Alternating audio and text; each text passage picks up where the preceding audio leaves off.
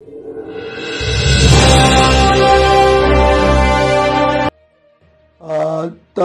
आज हा गणपती बसून 5 दिवस झालेले आहेत. आज गौराई येईल आणि उद्या त्याचा ओवासना होईल. त्यानंतर आपले 2 तारखेला विसर्जन. त्यानंतर 6 तारखेला 11 दिवसाचे गणपतींचं विसर्जन होईल. तर या संपूर्ण महाराष्ट्रामध्ये खास करून कोकणामध्ये सगळ्यात जास्त गणरायांचं आगमन होत असतं. मोठ्या भक्तिभावाने आपले हे गणेश भक्त सगळे त्यांची पूजा अर्चा करत असतात. महाराष्ट्रातल्या जनतेला, कोकणातल्या जनतेला मी सुख समृद्धी भरभराटी हो गणरायाकडे प्रार्थना करतो.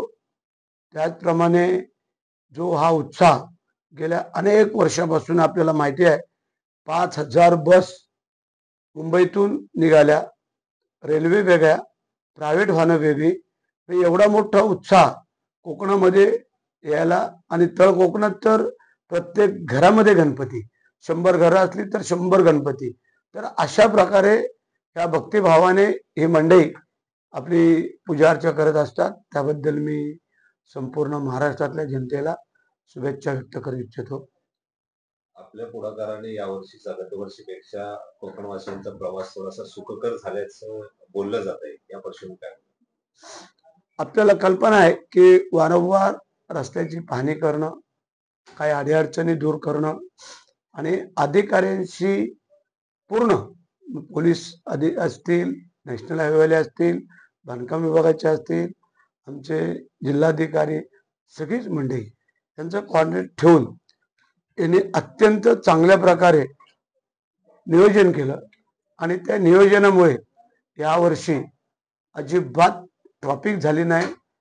गणेश भक्तांना मनस्ताप झाला नाही आहे आणि त्याच्यामुळे की आम्हाला जेवढं जे काही शक्य करता आलं चांगलं ते आम्ही केलं. मुंबईमध्ये आझाद मैदानावर मराठा आरक्षणासंदर्भात आंदोलन सुरू आहे. त्या पार्श्वभूमीवर मराठा आरक्षण सुरू आहे ते मराठ्यांना आरक्षण मिळावं यासाठी सुरू आहे आणि जरांगे पाटील त्यांचे सर्व सहकारी संपूर्ण महाराष्ट्रातून जमा झालेले मराठे त्यांचं एकच म्हणणं आहे की आम्हाला फुलफिल आरक्षण मिळावं. हे आरक्षण मिळत असताना कालच परवा 2 दिवसापूर्वी मुख्यमंत्री उपमुख्यमंत्र्यांनी आपली प्रतिक्रिया दिलेली आहे की दुसऱ्या कोणाच्याही आरक्षणाचं नुकसान न होता मराठ्यांना आरक्षण द्यायला काय हरकत नाही आहे. नियमामध्ये बसायला पाहिजे, टिकायला पाहिजे. कोणी कोर्टात गेलं, कुठे गेलं तरी पण ते टिकणं गरजेचं आहे. देताना आम्ही देऊ, परंतु ते टिकलं नाही मग ह्या सगळ्या गोष्टीचा विचार करून पुन्हा एकदा शिंदे समितीची नेमणूक केलेली आहे. 6 महिन्याची त्याला मुदतवाढ दिलेली आहे आणि विखे पाटील असतील, उदय सामंत असतील किंवा आम्ही सगळेच मंडळी यासाठी अग्रेसिव्ह आहोत की कुठेही अनुचित प्रकार न घडता. आमची पण विनंती आहे या मराठा आंदोलकांना की आपल्याला कुठेही गालबोट न लावता आपण शांततेने जे काय आंदोलन सुरू केलेले एवढ्या मोठ्या संख्येने, कारण आपल्याला कल्पना याच्या अगोदर जवळजवळ 57 मोर्चे एकही कुठे अनुचित प्रकार न घडता झालेले होते.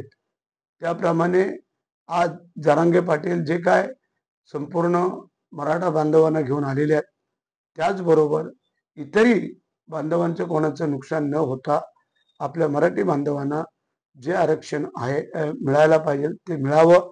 हे आमचे मुख्यमंत्री, उपमुख्यमंत्री आणि आम्ही स्वतः सरकारमध्ये असल्यामुळे आमचं जे कर्तव्य बनते ते आम्ही करण्याचा निश्चित प्रयत्न करू आणि यांना ज्या पद्धतीत आरक्षण बसेल तो देण्याचा प्रयत्न. शेवटचा प्रश्न, बरेचसे म्हणजे सर्वसामान्यांचे नेते अशी जी भावना तयार यामागचं गमक काय? आता आपण पाहिलं असेल बाहेर सगळ्या जाती धर्माचे लोक आलेले आहेत.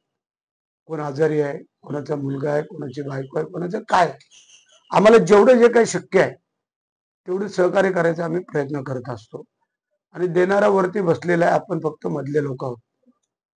कोण येताना काही घेऊन आलेला नाही, जाताना घेऊन जाणार आहे.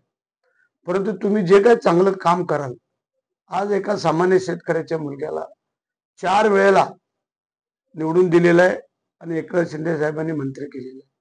त्याच्यापेक्षा आमचं काय भाग्य असू शकतं. आणि आपल्याला कल्पना आहे की आम्ही प्रामाणिकपणे काम करतो आणि सगळ्यात जास्त म्हणजे सामान्य आणि गरीब लोक ह्यांना जास्तीत जास्त आम्ही सामोरं जातो. श्रीमंतांना कोणी जाऊ शकतो, पण गरिबाला जाणं हे महत्वाचं आहे आणि ते आमचं काम आहे. हेच आमचं यशाचं गमक आहे. येणारे आता जिल्हा परिषद असेल, पंचायत समिती असेल किंवा नगरपालिका असतील, महानगरपालिका, ह्याला महायुतीच्या माध्यमातून आम्ही सामोरं जायचं ठरवलेलं आहे आणि आम्ही ते यशस्वी होऊ. थँक्यू.